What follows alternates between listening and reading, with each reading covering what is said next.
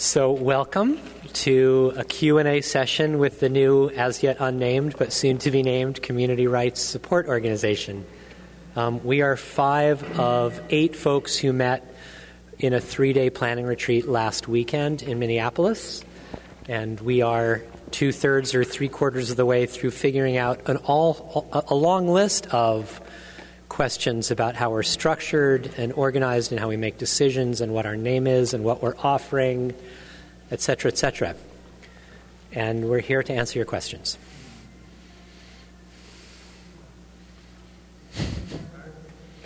So you got to turn it on. It has to be on F1.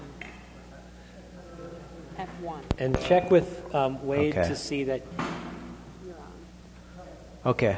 Excellent. Thank you. So most, if not all of us, are aware of the other support organization that exists, which is SELDF, if that's what we'd call it. How are you guys different and similar to SELDF?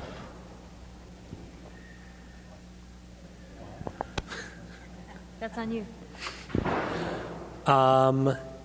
We are, so I've been, quote unquote, partnered with SELDF for the last 3 years, and am no longer partnered, which I think is actually a really good thing, because I think I needed to break free and they needed to break free from the partnership. And we see ourselves as a group that is directly accountable to local community rights groups, which I think SELDF didn't really see themselves in that direct accountability way.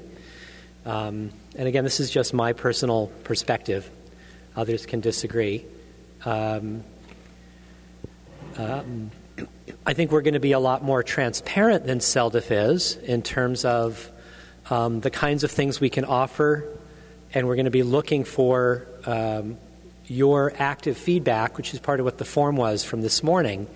In fact, we've talked about, but we haven't formalized the possibility of setting up a working group that has one person in it from each of the counties around the United States that is working with us, that we're working for. And so they could become kind of a solidarity group to figure out what's working and not working in the way that we're teaching all of them, so that they would feel that they had support as communities we are supporting, and give us honest feedback collectively, which might sometimes be really useful for us to hear not just what one community is frustrated about, but maybe multiple communities are having that concern with how the way that we're offering teaching or organizing support. Want to follow up? I was just going to make sure that you could approach the question of money. Would you guys cheaper than SELDF, more expensive, or do you? I think, yeah. Can Jane Ann respond to the original question, and then we'll move on to that? Yeah, if there are no other responses, we could regard that as question 2. I scratched the surface of the question. Yeah, so I just want to say that I've been familiar with SELDF since its formation, somewhat. They use a lot of materials from the group that I used to work with. I went to a couple of their democracy schools as a student and saw what they were doing. And I also did, and I can't remember how many, but something like 5 or 8 democracy schools with another man who's not here right now. And so got to see how people reacted to that. And I think that most of what we've discussed over this last 3-day weekend about how we would do things is probably quite different, much more oriented, as I think today evidences, toward your needs, where exactly you are, what you feel you need at the time, and what you would find handy to have along, whether it's information or a good talk or a kit of some kind. So I think there's quite a bit of difference in how the roles would be carried out. For full transparency, I work as a contract lawyer for the Community Environmental Legal Defense Fund. SELDF is one of my clients. I'll probably form a similar relationship with this organization. I hope to figure out how not to create conflicts as legal conflicts, like attorney-client conflicts. And going forward about that, I'm happy to talk with people about the nuances of what I mean there outside the big group. There was something else I want to say. I'm really interested in making sure that the movement stays together, because what we have to achieve is more important than particular personality conflicts that may exist within and between folks.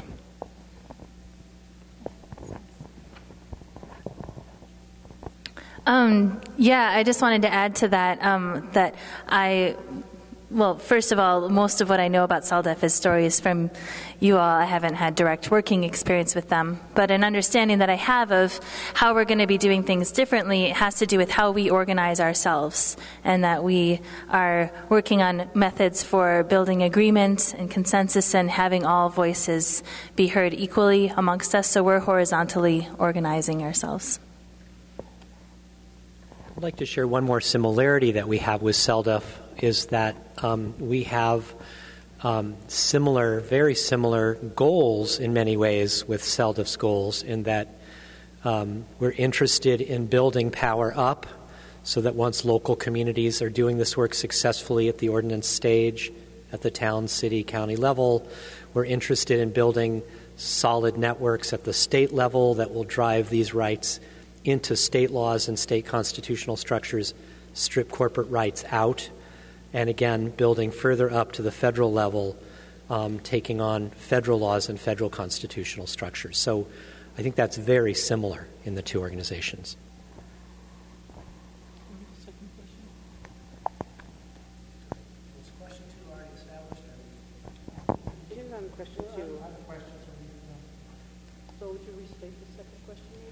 Into the mic? Into the mic? Oh, I just wanted to make sure that in response to Jim's question that finances were included in the answer, if there are any answers about finance, because that's a big question for a lot of groups. Sure. So that is an enormous topic, and we certainly did not come out of the 3 days that we had together with a menu, so to speak, of our offerings and their associated price tags. Some things that we have considered is that, a democracy school currently runs about $5,000, that we would not be offering an equivalent program at that price. We would be hoped to offering at least 2 workshops for that price tag, so would include some development of group process or organizing or campaign support or educational outreach, in addition to sort of the foundational structural historical workshops that Paul does, and the legal piece. Do you want me to speak to the legal piece? I mean, so we're currently exploring creative ways of fundraising. Our initial ideas are being as a fee-for-service organization, although that is very much in formation. How to monetize this work is confusing, and for sure will be something that we revisit constantly. But we're hoping to, obviously we want this information to be extremely accessible to groups. Jane Ann, do you want to speak to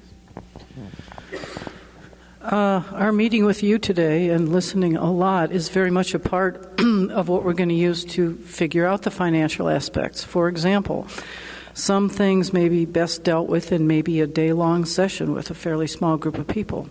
Some things may be manageable by a kit, or we've discussed that and what might go into it.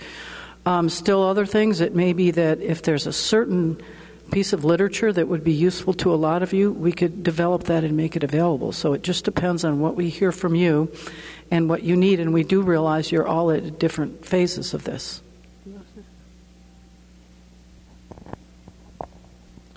And I just want to say briefly that we're committed to financial transparency. So you will have some honest information about our budgeting.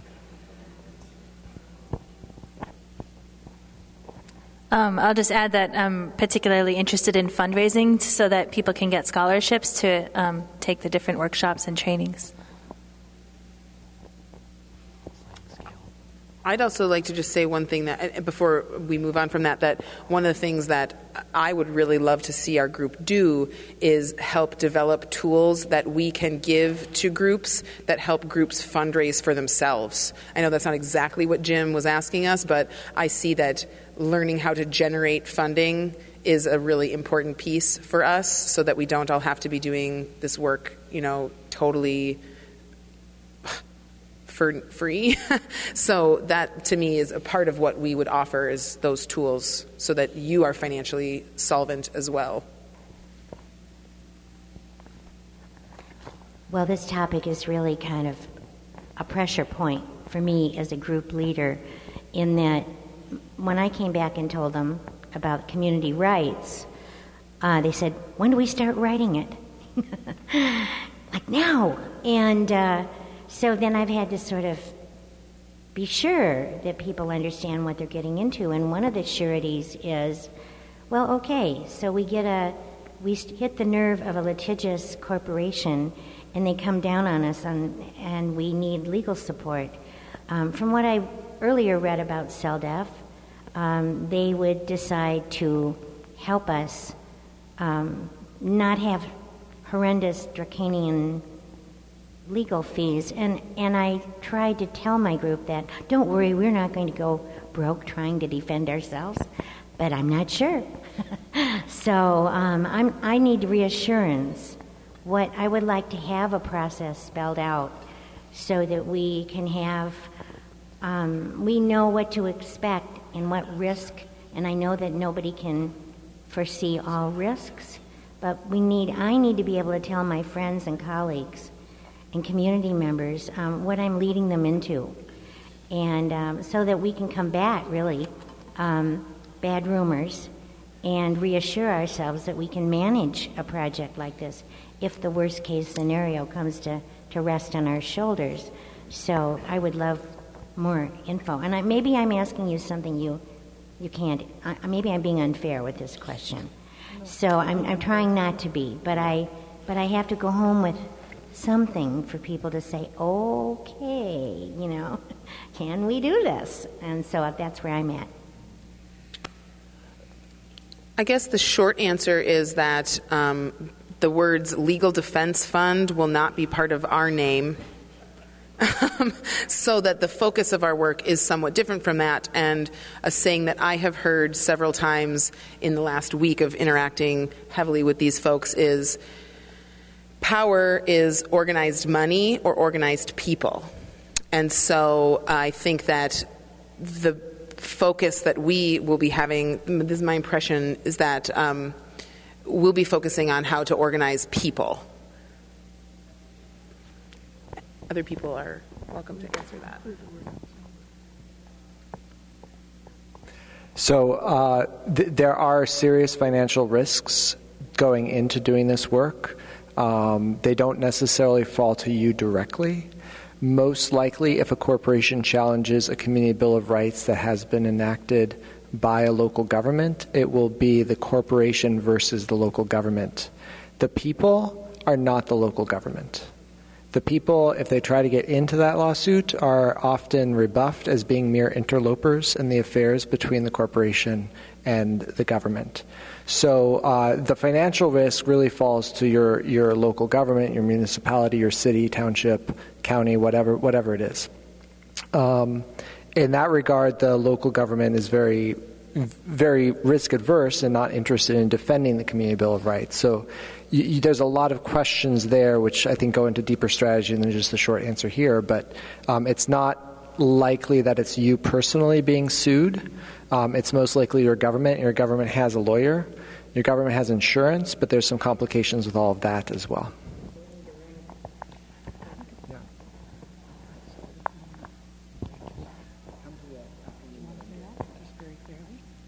Okay, just in case there's any doubt, we are not a branch of CELDF, and we are not CELDF. There are some similarities in the overall goals, but I think you'll find the way we go about things, including the financial aspects of it, will be quite different. And as people have said, we don't have all the details yet. something needed to be reset? Just that thing that you said off mic to her, so everybody Do you, can hear it. do you want me to? I told her to come to my afternoon session. Oh. I just said I plan to go into some of those issues around insurance and the relationship between the local government, the community group, the insurer, the city's attorneys or the local government's attorneys in the second afternoon session. So feel free to show up without being invited. Or be the couple of people representing your constituency. Yeah. Just one thing that I'm curious about, which is more a question for you all, is what about the people power of this regional gathering and people supporting each other? So it's not like, oh, your municipality's sued, you're on your own. Or is there some sort of agreement that might emerge out of this gathering where people would link arms, and what kind of power would be possible through that sort of network formation, which is maybe a separate conversation, but I also want to put it out there. I think so. Yeah.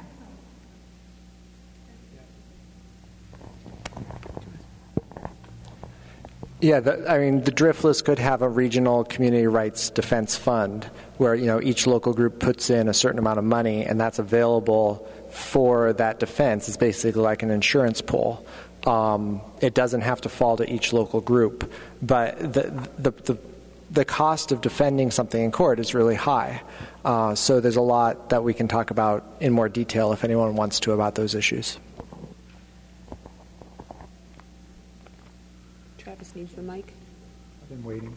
Oh. I just wanted to know if local government officials individually are at risk of being sued and not just the entity itself, because that's a question I get from officials. I will answer that if that's okay. Yeah, so you can be sued at any time by anyone for anything. Whether they have a valid lawsuit is another story. Local elected officials, under almost all circumstances when they're passing laws, are immune from personal suit. So they will still have to defend that, but that's a fairly traditional defense with some form of government immunity. So no, it can be done as a harassment tactic by a corporation, but it's not. It's basically just bullying at that point, and the courts won't tolerate it. And that's generally, there might be some exceptions, so talk to the government attorney should talk to the elected officials should talk to their particular attorney and make sure that that's specific for that state, but that's generally what the rule is.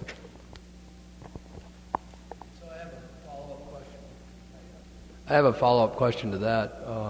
Is with our group, we don't have a name at all. We don't have any legal entity. We're just people meeting in a basement and writing this stuff down.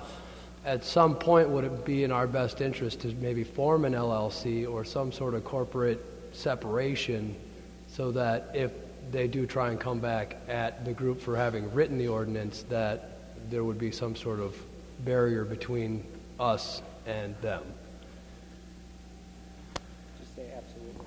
Absolutely, yes.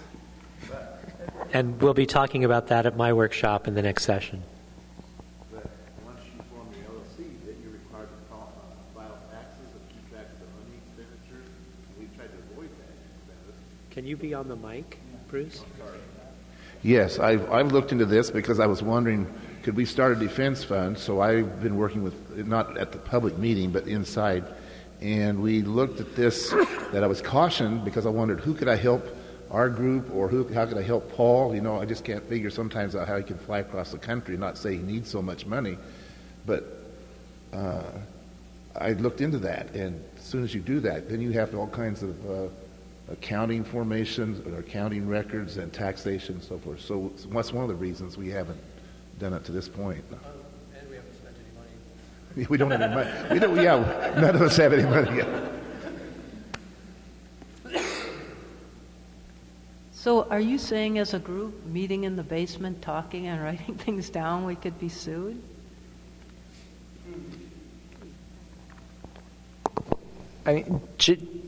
Yes. It's called a strategic lawsuit against public participation.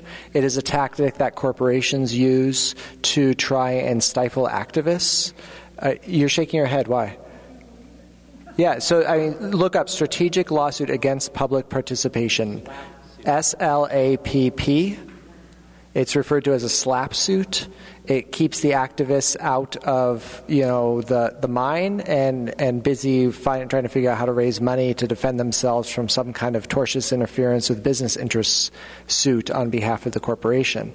Many states have recognized that this isn't cool, and so a lot of states have anti-SLAP statutes. I don't know the specific ones for the 3 states we're talking about here.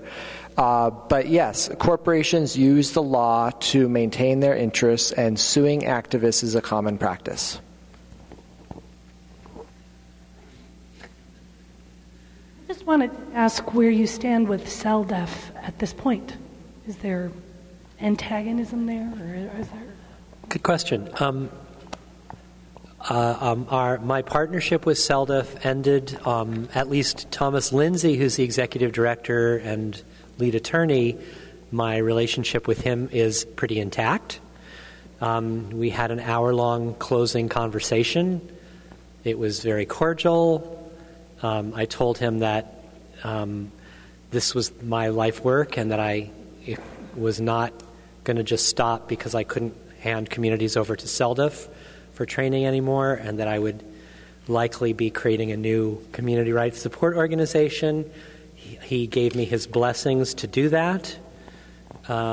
He promised me that the CELDEF staff would not speak negatively in any way about whatever I was attempting to do out in the world with this work.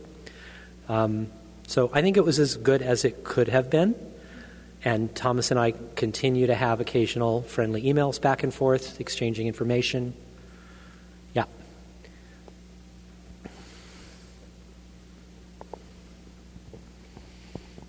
Would you please give a description of what your organization is going to offer and do? A vision statement or a list of activities that you're working toward? Sure. Well, I'll start. One of our committees is a kind of mission statement working group, and it hasn't finalized anything yet.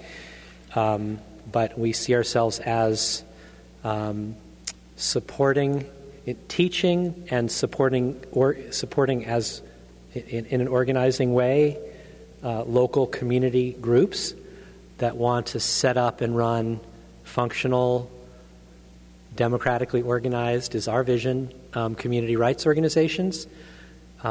That we would take you from my sparking workshop or my talks. I'm kind of at least initially, there will be multiple people as we grow who are doing all of these facets, but initially I'll be the person who continues to be the spark or the seed planter as a public speaker, introductory workshop leader, full weekend workshop leader.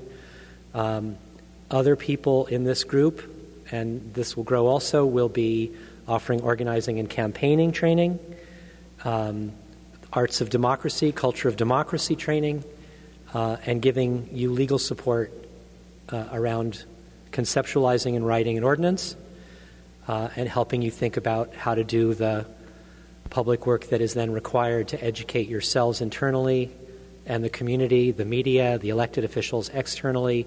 So we see ourselves as giving you all the pieces that you would need that CELDEF does, and perhaps more beyond that. And my personal interest is also that we would learn better than I think CELDEF has how to collaborate with groups that want to work with us and set up alliances with those groups.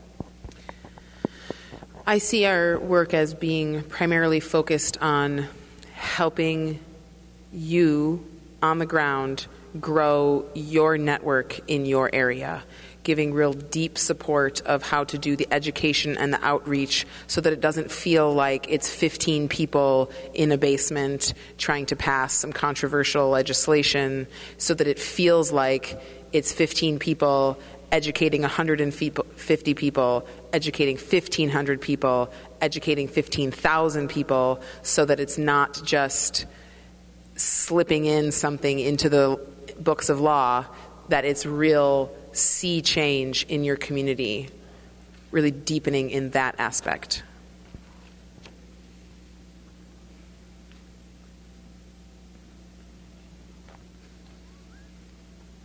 Are you going to have an aspect of, I don't think you're on. Are you going to have an aspect of nonviolent communication and civil disobedience as part of your work? Is that going to be a forefront? Yes. Are you game to take this one and talk about it? Definitely. We at our 3-day workshop, we spent an hour and a half out of our few hours together in meetings. Well, we didn't meet 24 hours a day. Of the precious hours that we had together, we devoted over an hour to conversations about nonviolent direct action. Democracy can't be won through violence, so it has to be done nonviolently.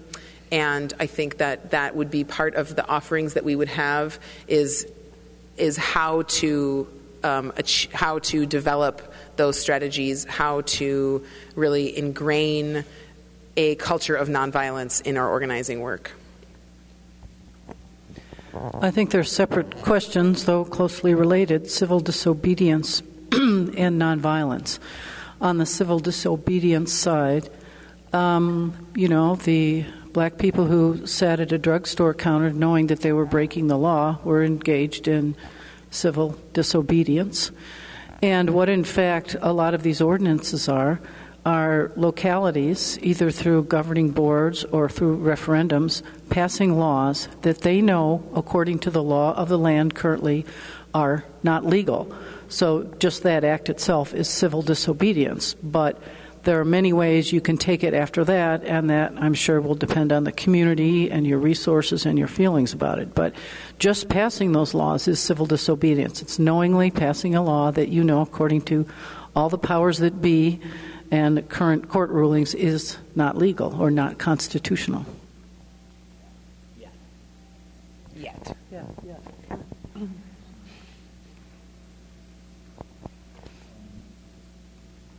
Was there something you wanted to, you said that nonviolence and civil disobedience are two different things.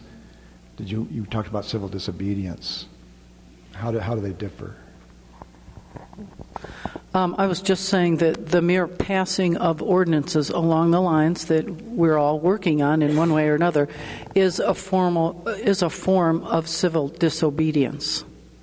Just the mere passing of the law. Now, if someone would want to enter a courtroom and hold up a sign or something, that's another type or version of civil disobedience, which might only be related to what your goals at the time or after careful discussion of what they would be. I mean, there's a wide variety of other things that could go with that. I was just pointing out that the mere passing of the law is one form of that. Okay, sorry. There's two different things. There's nonviolence and there's civil disobedience. I just wondered if there was something you wanted to say about I didn't get the difference, so that's why I was asking. Well, I was just assuming that anything we would be involved in and people here too would be nonviolent. So I didn't mean to bring up a new topic. I was assuming that was part of it.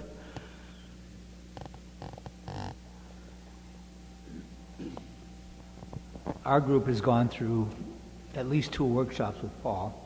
And we're kind of, I think, at the point where maybe we need to start looking at that school of democracy.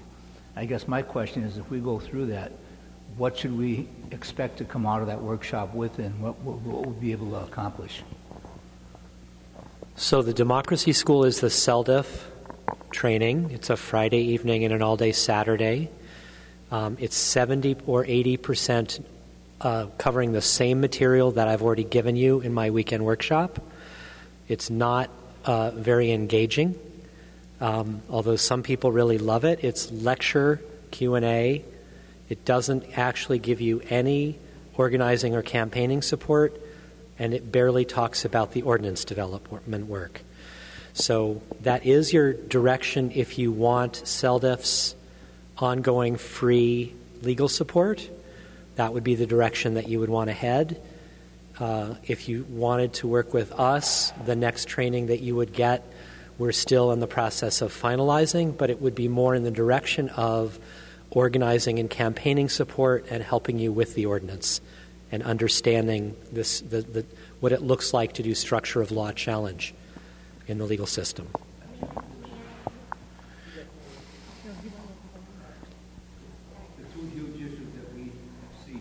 That I see in our community is, they've been touched on already, it's just the legality of it all.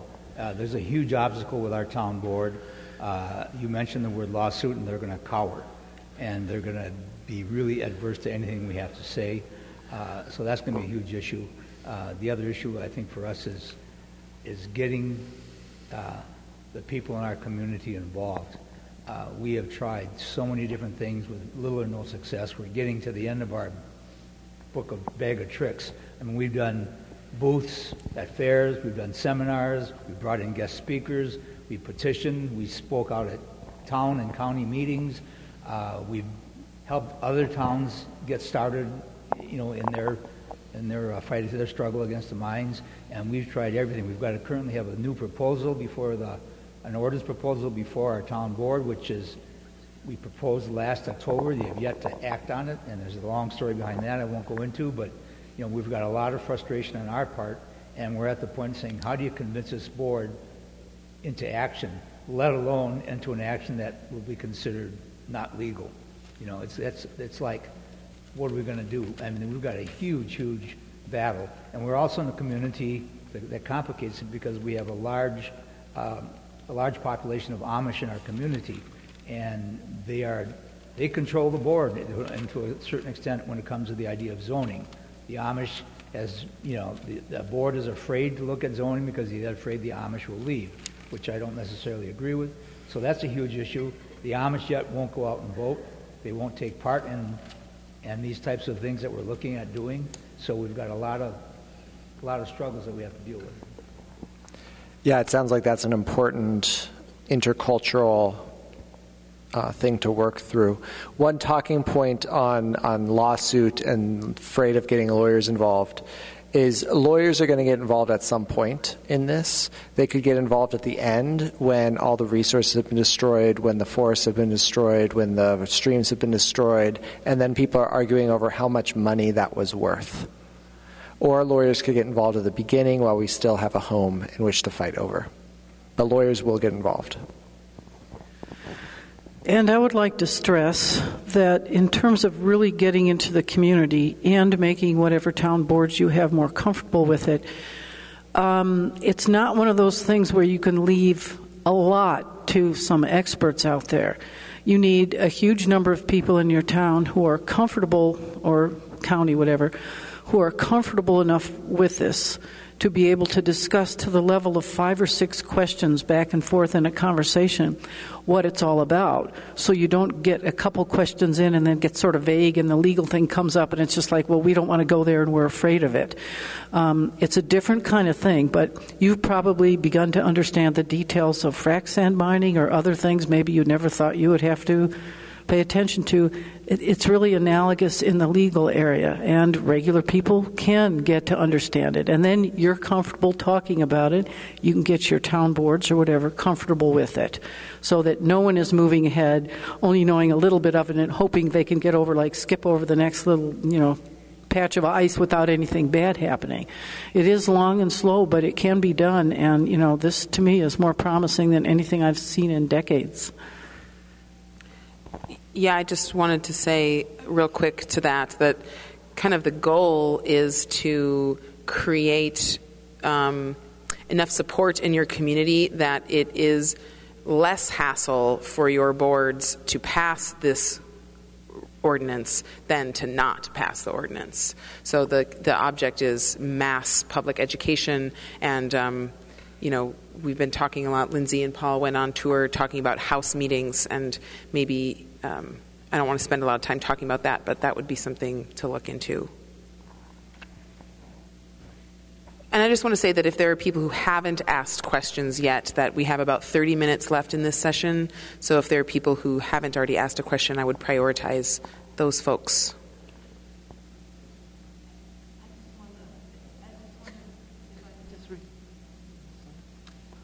I just wanted to respond that that in Trempealeau County, Nan, we have our group that's writing the ordinance, and then Nan's got another part of our kind of another group that's kind of co-working with us to change the county officials.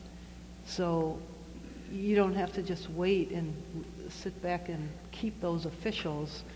You know, we have, like, Wade is one of our people now, so, and so when somebody like that is on our board, they can start introducing ideas slowly to educate the other board members. So maybe you need some of, you know, like-minded people on your board to help move the tide. In the mic, man? In the mic? It's on board level. That's where we're at right now. And that's where we're having problems. Ron had a question in the back. Is that correct? No? Okay.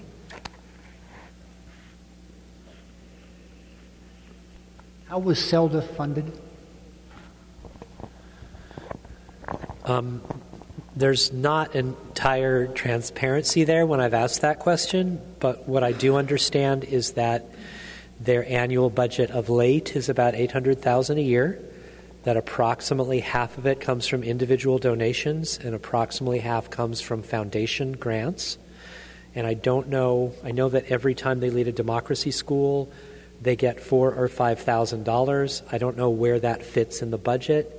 Maybe it all goes to the two facilitators as salary. I have no idea. Maybe Jane Ann knows more, but that's all I know. I don't know exactly how they're doing it now, but a few years ago when I did these democracy schools, it wasn't anything like that. I think it was maybe 500 or 600, I'm not sure. But the last discussion I had with anyone with CELDF was when they asked me to do what we all acknowledged was 2.5 weeks of work and offered me $400. And I told them I didn't think I could do that, and they shook their heads and said, well, we just can't afford you then. So that's just the last real contact I had. All right, then your group that's currently forming, do you have any seed money? No, we are starting without much of anything. We've collected $1,000 this week from 4 very generous communities who Lindsay has led workshops for. Half of that is covering a $500 shortfall in our out-of-pocket expenses last weekend. We did have a very substantive hour-long Skype meeting at our retreat with a woman named Laura Stoops, who does this work professionally. She helps groups with fundraising, budgeting, etc. She's part of Community Rights Portland's group. We're lucky to have her in that group, and she has offered 5 hours a week pro bono, can you call it non-legal work pro bono, free, through May to help us get going. And Layla and she are going to be setting up very detailed budgeting and fundraising goals. Thank you.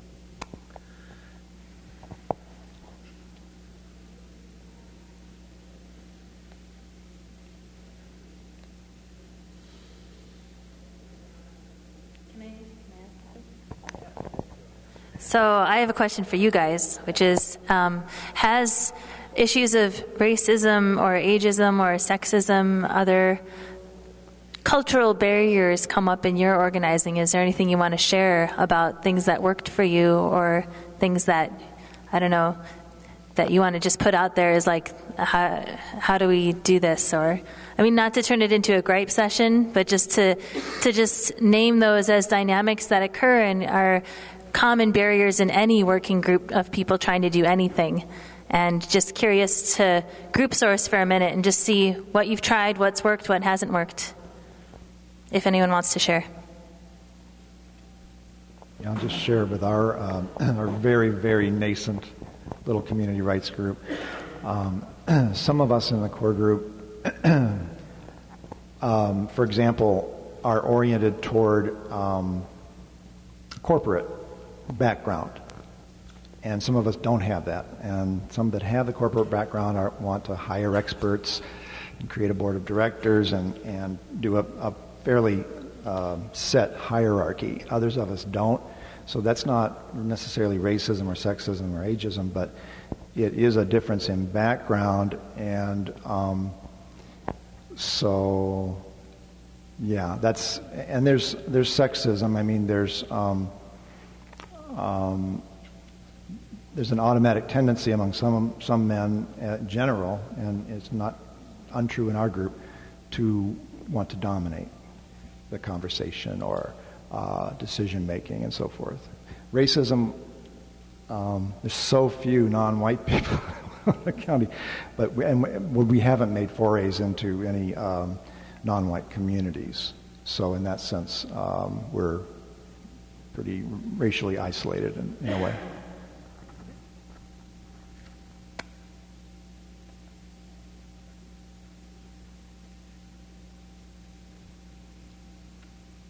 I think sexism may be one of those, I don't know, under-the-table agendas that we see in small towns. I look at mostly small-town boards, and they're all white male. I mean, understandably, the rural communities, farmers, so forth. But females seem to have a real hard time getting onto town boards, and I'm not sure what the reason is for that. Yeah, so.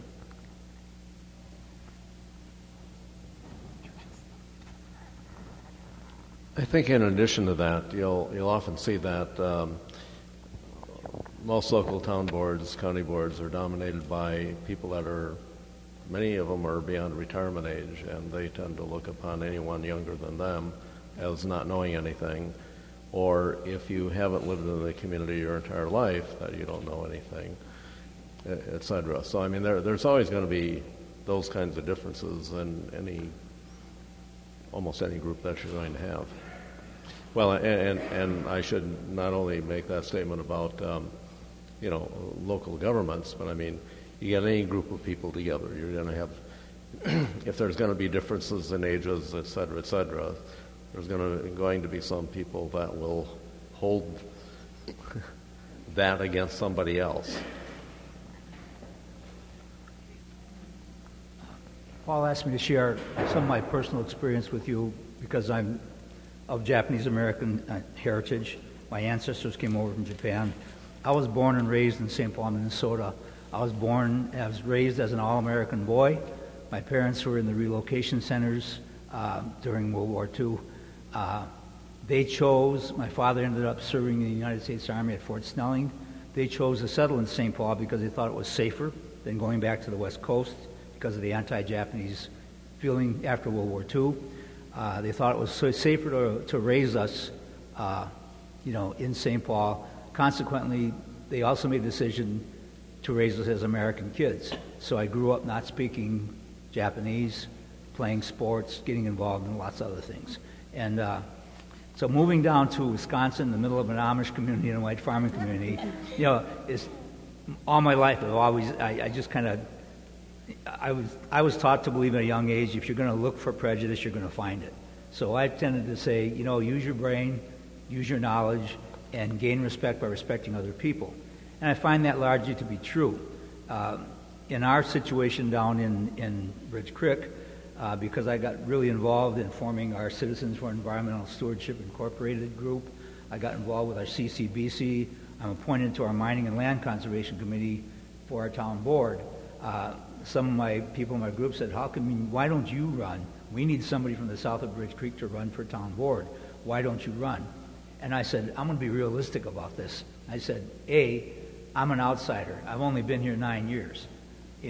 My neighbor, Christine Yellow Thunder, Native American, she's been here 25 years, and she's considered an outsider. And she's a female. And she's also considered an environmentalist, which is not really, looked upon with great joy down there where I am. So they asked me why I'm not running, and I said, well, here's the deal. I said, I'm an outsider. I go out and I run for town board. I said, here's the reality of it all. They're not going to be able to even pronounce my name, let alone they know who I am. They see my name on a ballot next to John Smith, I said, who's been an incumbent for 20 years, and his dad maybe was the chairman of the board at one time. I said, do you really think they're even going to give me a second look? And I said, I don't think so. And I said, my voice down here isn't really going to count. Not for a while yet. It may someday. I said, but it doesn't make sense for me to run. It's a waste of my time. It's a waste of your energy. And I said, it just isn't going to happen. And that's the reality of it, that I see it. And I don't consider myself somebody that goes out and look for But I've seen enough of it in my life that I know when I can push some buttons, and I know when the time isn't right for it. And right now, it would be a futile attempt for me to try and run for a leadership role in my town, as much as I probably feel I could fill a role.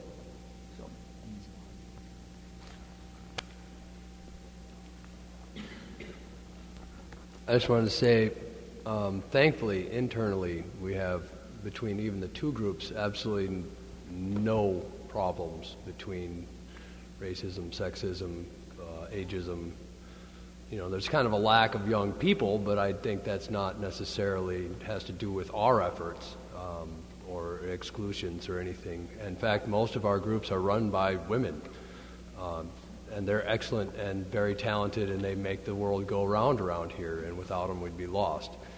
Unfortunately, externally, it's different. The county board, the town boards are predominantly male, and it has been difficult even getting the first women on the county board or into the land use committee.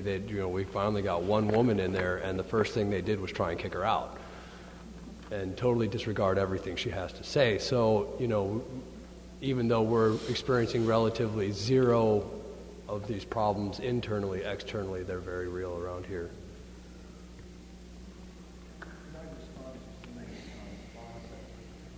I'd like to respond to something you were talking about, Lon. And I fully hear you in terms of your realistic appraisal of your chances of getting reelected, at least at that time.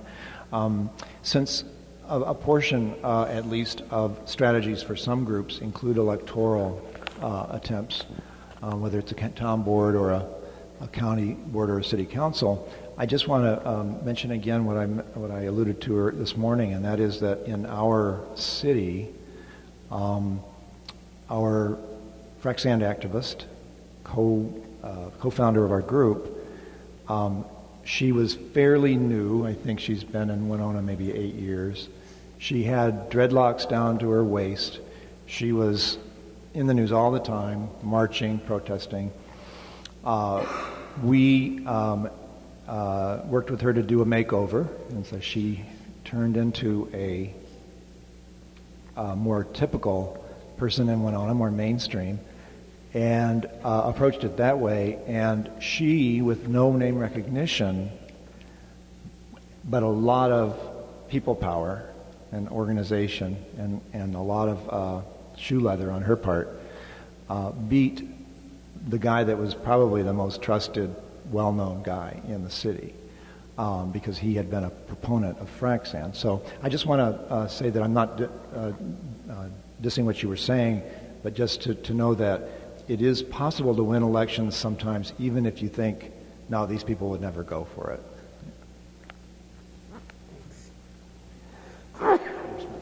I guess I understand what you're saying, but I guess for me, when you mentioned that word makeover, that just did not resonate well with me. I'm who I am, and when I get accepted for that, then I'll be willing to run for office. To be honest with you, I think if the Amish could vote, I might win a seat, because I lived right smack in the middle of the Amish community, and because we know so many of them as our neighbors, and they're wonderful neighbors, and it's a great way to live. We do a lot of living on bartering, sharing system. You do this for me, I'll do this for you. It's a great way to live. I have their respect, they have mine. My wife is like a member of an extended family, one of the Amish families on there. She's over there helping them butcher their animals and meat and whatever. She's always over at their house, and like I said, they respect me, but it's a matter of time to gain more respect in the rest of the community, where people start knowing who I am. But that's because I live in the Amish community. I don't see a lot of what they call the English, down there. And I said, I've been called a lot of things, but never English. So.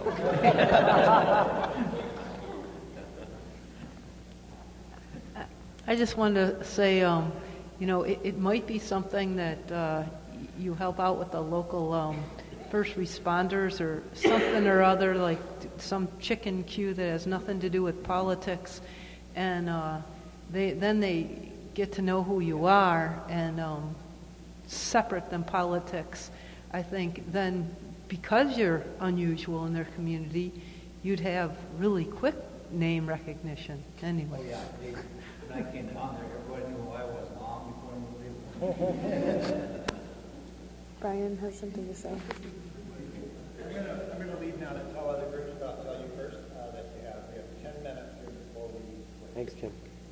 Getting back to your organization, would you call it more of a community organizing like they had in the big cities like Chicago I'm familiar with? Is that what services you're going to be providing, or is it going to be for specific, ordinances?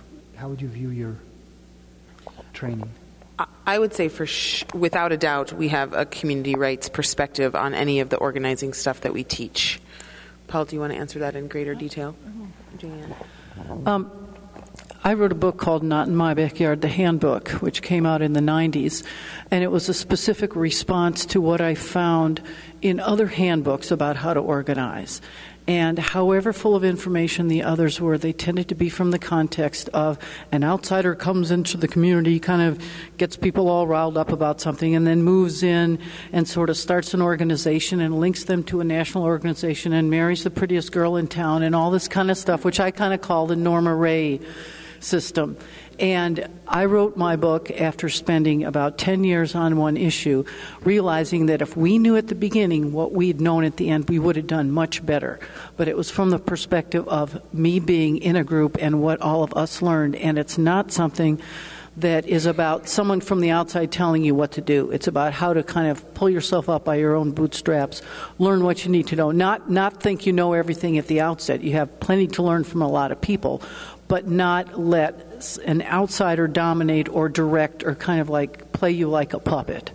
Okay, so yes, we're community organizers, but I would stress that there's a long tradition of community organizers in this country, which I would argue includes a lot of Saul Alinsky stuff, which is more outside in than what we're intending to do. I hope that helps. I like to think of us as like a community empowerment organization, teaching people to do for themselves what they want to do.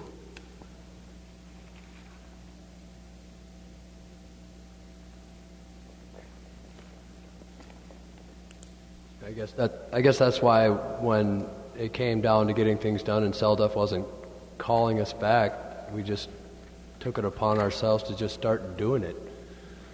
Mary just like, oh, I've got a computer, we're just going to do this then. Okay, let's begin. 3 hours later, we had a pretty good start, and we figured sooner or later somebody would show up that could look it over, but if you don't get started and do it yourself, then, realistically, there generally isn't somebody that's just going to come in and do your work for you.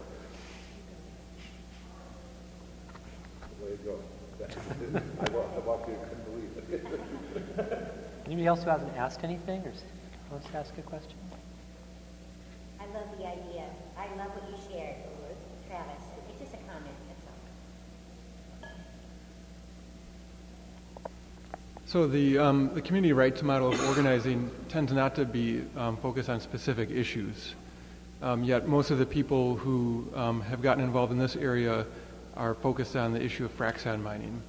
So how do you bridge that gap in expectations between the kind of people who are engaged in issue-specific type of work and then the community rights model that's more focused on kind of critiquing corporate power and so on? Does that make sense?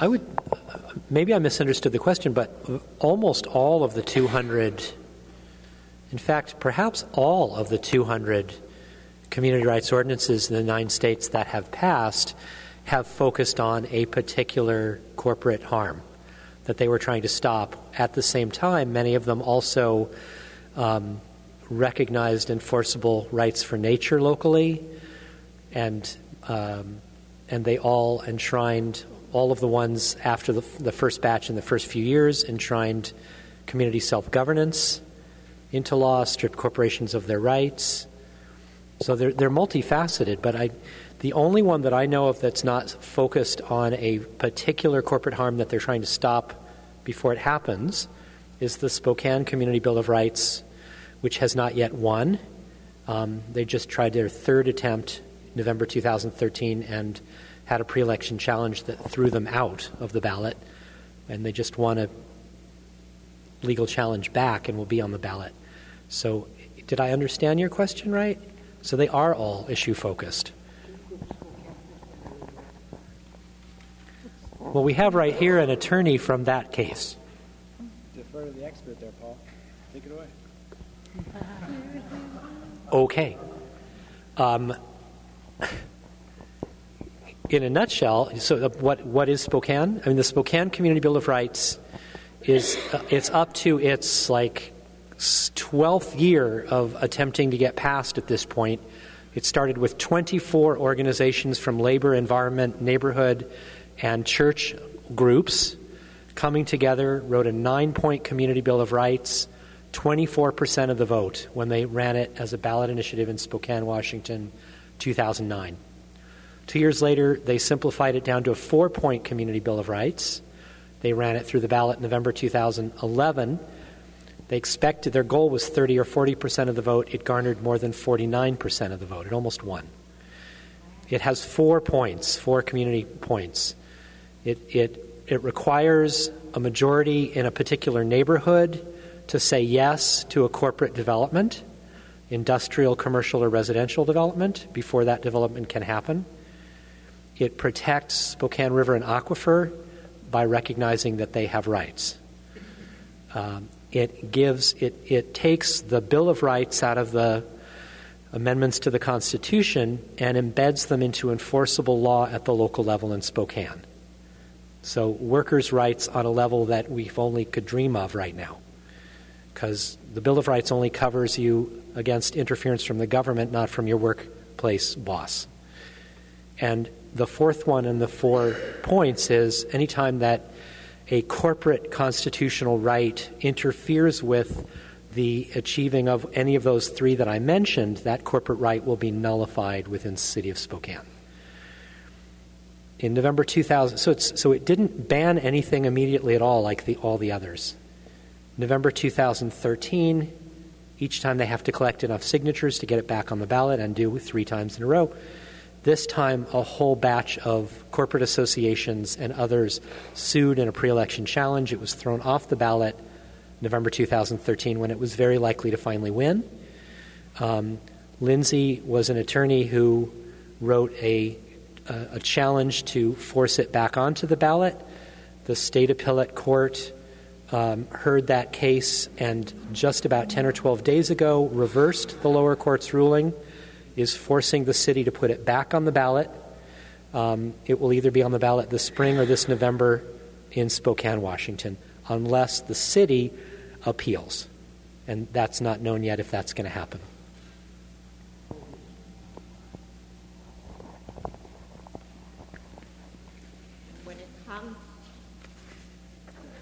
When it comes to issues, I would just encourage those developing ordinances to look not just at sand mining, but, for instance, the DNR is now sitting on a bunch of factory farms that are going to end up being spread throughout Wisconsin, and they cause terrific problems with the environment.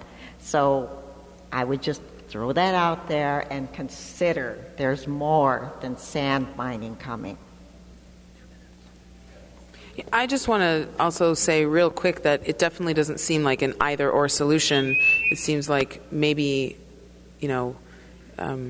there's a galvanizing event that happens, but that the current ways of working aren't working, so we have to address it in a different way. I can speak very loudly. Except then you're not recorded into our... Is there any community that's passed more than one community rights-based ordinance?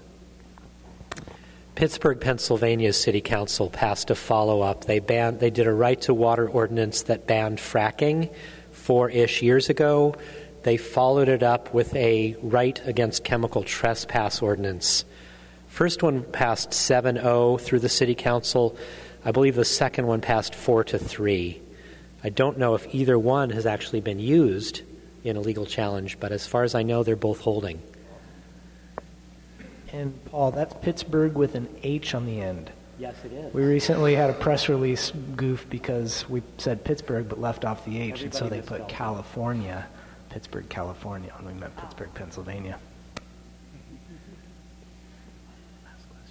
DeForest Area Progressives recognizes that we don't have a critical harm event facing us, but we do know that given the track record of corporate behavior in the state and the atmosphere towards open field on what our resources, we see community rights as an insurance policy against a broad spectrum of harms, including unnamed harms. We cannot imagine what could be coming down the line, especially having to do with global warming and our climate.